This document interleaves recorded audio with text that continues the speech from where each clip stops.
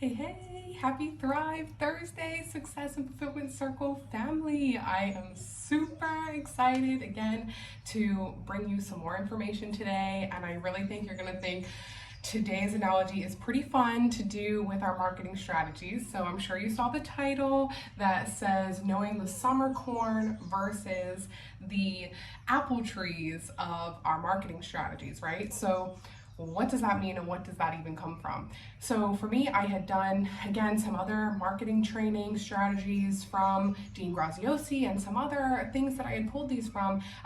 But a great analogy that really struck me that I thought that you might be able to understand, especially really well in our industry, is so when you look at the summer corn, right, you think about the two differences with these crops, for example. We don't want to overwhelm ourselves with too much marketing, too many different areas of marketing at one time, because again, if we try to do everything, we end up doing nothing. So we need to find the areas on what is working for us and what isn't, and really focus and hone in on those areas. But sometimes we wonder, where do we start? What's working, what's not? How do I even determine that, right? So really it starts by knowing what your summer corn is. What's your cash crop? So corn, if those of you that know anything to do with the farming stuff, that is something that you get 2 crops out of per year. So that's something you get to harvest twice per year. So they call it a cash crop, something that you get pretty much on a consistent basis. I mean, obviously some of these things, there's ebb and flow to everything, even to do with that. So we know that, even that is only so consistent. However, in general, you get 2 crops per year, which is pretty reliable, right? So that in business terms can be like following up with our past clients, keeping in touch through our CRM systems, and knowing like where those levels of business come in regularly, the things that are working in real time right now, whether it be it can be the postcards, it can be Facebook ads, it can be like I say, like your past clients and following up in those ways, but really those things that keep things kind of flowing more like within 6 to 12 months time, right? So knowing what those are in your business versus the apple trees, which are the things that are long term, so for an apple tree, for example, when you go, you've got a farmer who has this whole field of apple trees, not of apple trees, sorry, a whole empty field, and he decides to plant all these seeds, right? And nurtures, cultivates these, over time, and has to water it, take care of it. But did you know that apple trees take an entire 7 years to grow?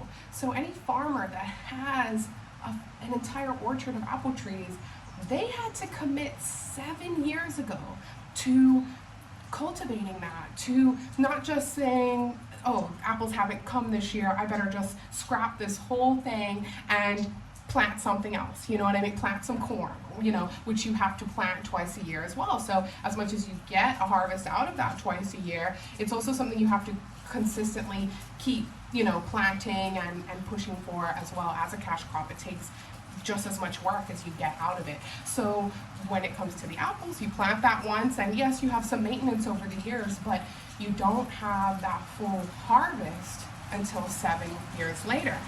And that's a great example of then at that point, after 7 years time, you can have your first harvest and you get 50 years worth of harvest at least out of the apple trees from that point. And you don't have the maintenance of it, they just take care of themselves.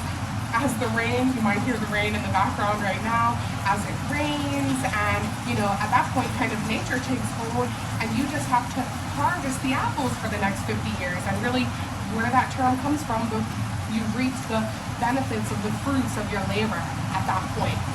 So I say that, why am I going on about fruits and vegetables here talking about marketing? Because it's very applicable to these different levels and knowing the balance between the things we need to do that are for the right now and the things that are going to help grow our business and keep us relevant in the future no matter what happens. And so with the apple trees in our business, that is something that you may have to work at it for the next, could be 7 years. where you are having to post consistently, share free information consistently. For different people, it's different mediums, but it can be Instagram, it can be YouTube, it can be, whatever these other mediums are. But making sure that you are committing to something consistently that over the long term is building your brand.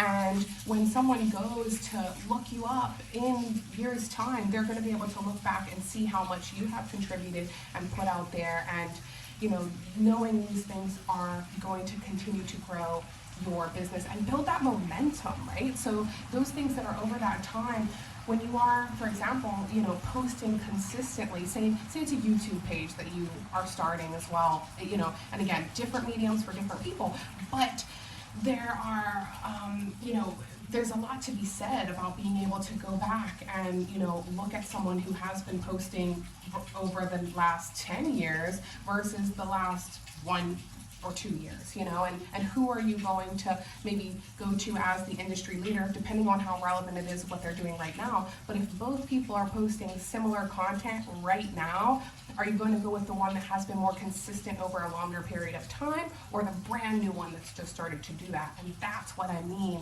by the apple trees. And again, when your business starts to continue to grow after that point, that is where, you won't have to do as much of the summer corn cash crop stuff. I mean, you will still be there. You'll still have those kind of things just running in the background, but because your business will have already been growing and building that momentum and your ROI will be up at that point, then you can look at that next segment of your marketing, whether that be, or your resources even, whether that be investing in yourself and your business as you are right here, getting an assistant, getting,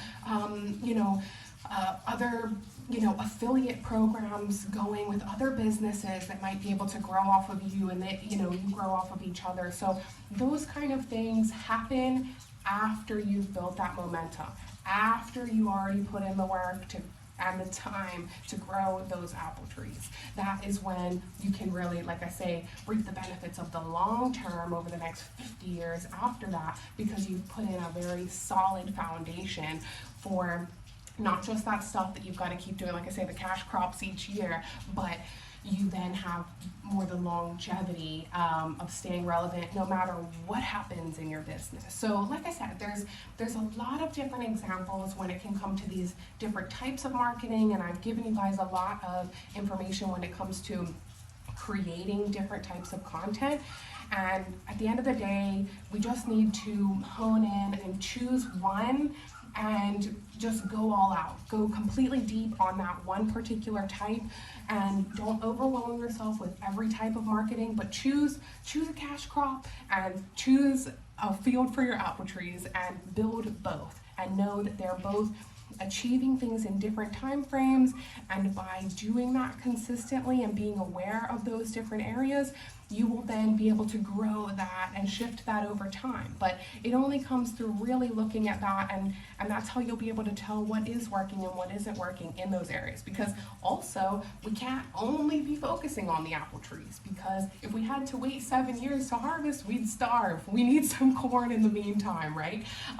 So that's what I mean about the balance. You also, like I say, when you're looking at sustainability and longevity, you don't only want to be doing just the cash crops, the only following up with past clients, as an example. Like, that is something that absolutely helps, but is not going to grow your business even more. It might keep you at the level you're at, but for us overachievers that are here and trying to build and trying to grow, we're looking for those next steps, right? And that's in the apple trees. So I hope that helps a little bit. I mean, like I say, we can talk more and dive deep in our one-on-ones a little bit more about what you feel like these two different types of marketing are for you, this long-term and the more direct right now. And I'd love to hear examples from each of you, maybe of what you feel is a cash crop for you, something that is,